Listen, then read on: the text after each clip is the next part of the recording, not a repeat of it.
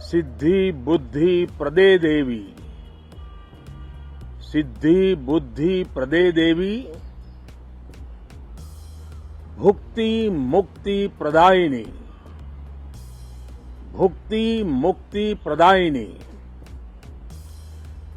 मंत्र मूर्ते सदा देवी, मंत्र मूर्ते सदा देवी, महालक्ष्मी नमोस्तुते, महालक्ष्मी नमोस्तुते। ये पहला सत्र मैं पिछले 10 साल के बाद देख रहा हूं कि जिसमें किसी भी विदेशी कोने से कोई चिंगारी नहीं हुई। आज बजट सत्र के प्रारंभ में मैं समृद्धि की देवी मां लक्ष्मी को प्रणाम करता हूं।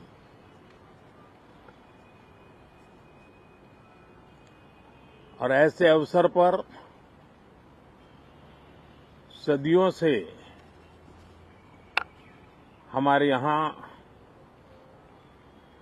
मां लक्ष्मी का पुण्य स्मरण किया जाता है।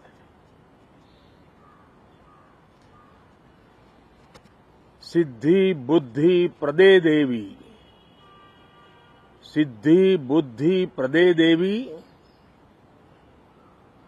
भुक्ति मुक्ति प्रदायिनी, भुक्ति मुक्ति प्रदायिनी, मंत्र मूर्ते सदा देवी, मंत्र मूर्ते सदा देवी, महालक्ष्मी नमोस्तुते, महालक्ष्मी नमोस्तुते। मां लक्ष्मी हमें सिद्धि और विवेक देती है, समृद्धि और कल्याण भी देती है। मैं मां लक्ष्मी से प्रार्थना करता हूं कि देश के हर गरीब एवं मध्यम वर्ग समुदाय पर मां लक्ष्मी की विशेष कृपा रहे। साथियों, हमारे गणतंत्र के 75 वर्ष पूरे हुए हैं।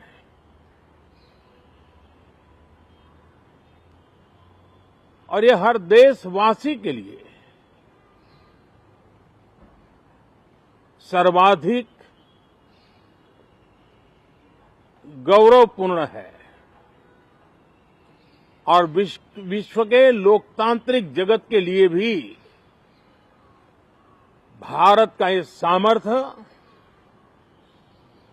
अपनी एक विशेष स्थान बनाता है। साथियों, ये देश की जनता ने मुझे तीसरी बार ये दायित्व दिया है और इस तीसरे कार्यकाल का ये पहला पूर्ण बजट है।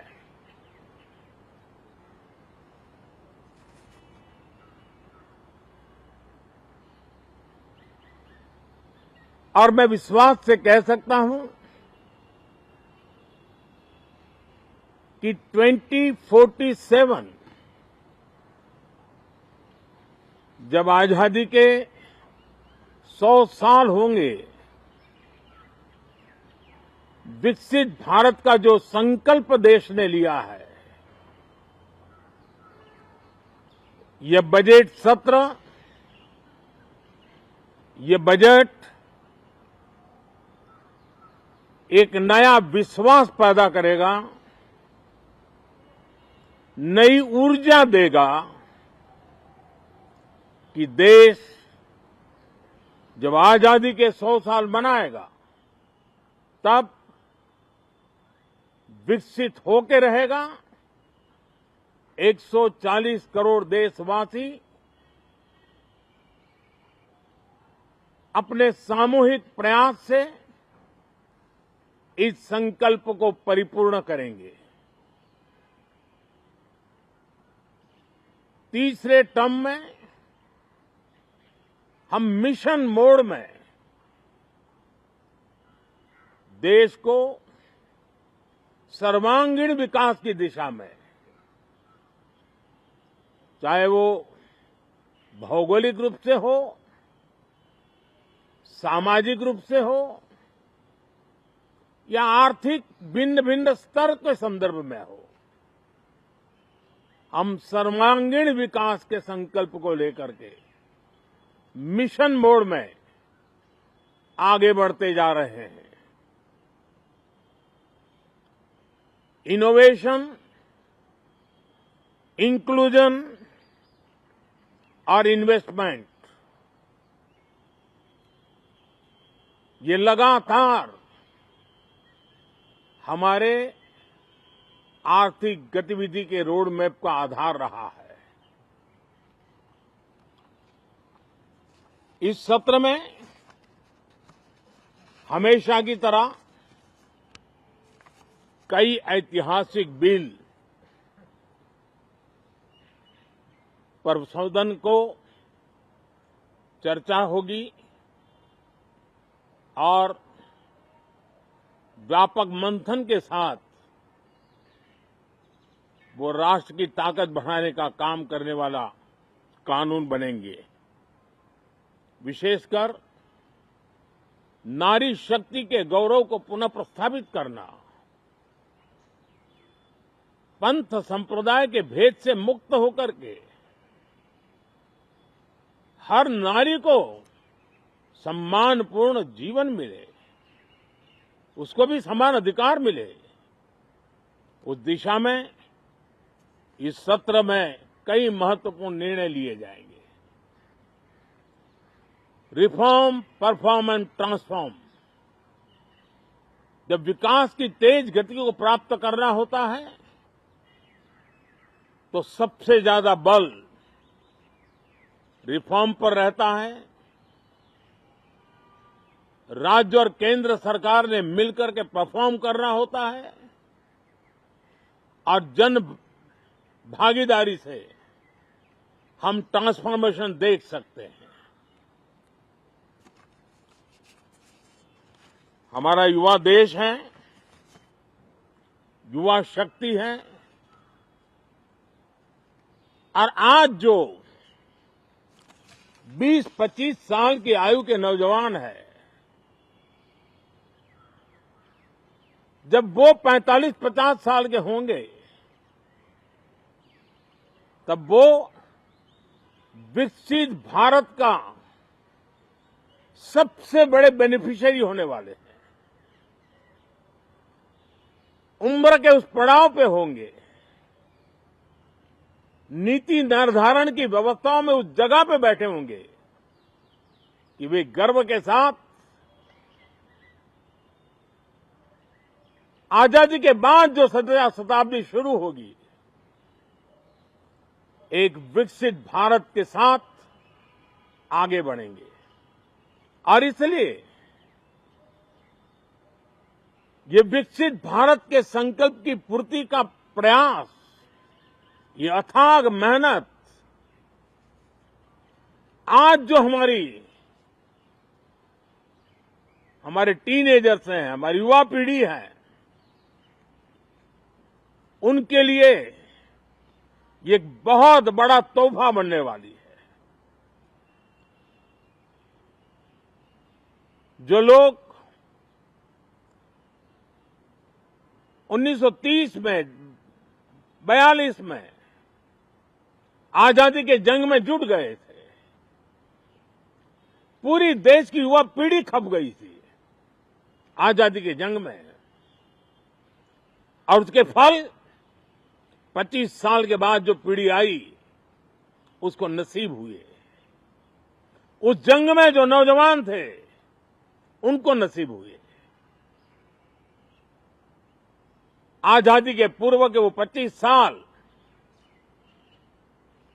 आजादी के जश्न मनाने का अवसर बना। वैसे ही ये 25 वर्ष समृद्ध भारत, विकसित भारत,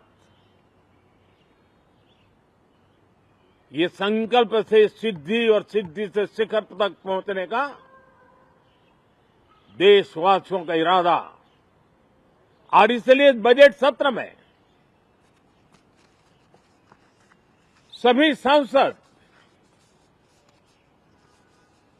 विकसित भारत को मजबूती देने के लिए अपना योगदान देंगे।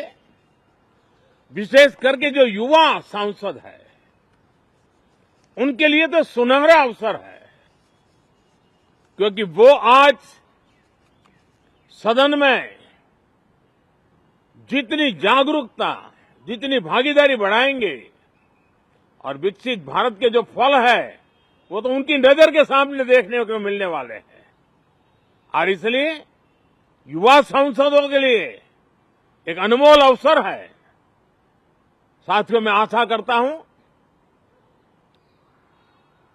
कि हम देश की आशा आकांक्षाओं के इस बजट सत्र में खरे उतरेंगे। साथियों, आज एक बात आपने जरूर नोट की होगी, मीडिया के लोगों ने तो जरूर करनी चाहिए। शायद 2014 से लेकर अब तक शायद ये पहला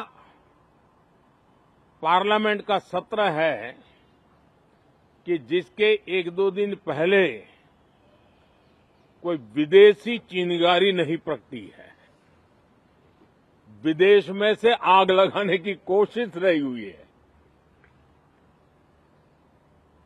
10 साल से 14 से देख रहा हूं, हर सत्र के पहले शरारत करने के लिए लोग तैयार बैठते थे और यहां उसको हवा देने वालों की कोई कमी नहीं है। ये पहला सत्र मैं पिछले 10 साल के बाद देख रहा हूं कि जिसमें किसी भी विदेशी कोने से कोई चिंगारी नहीं हुई। साथियों, बहुत बहुत धन्यवाद।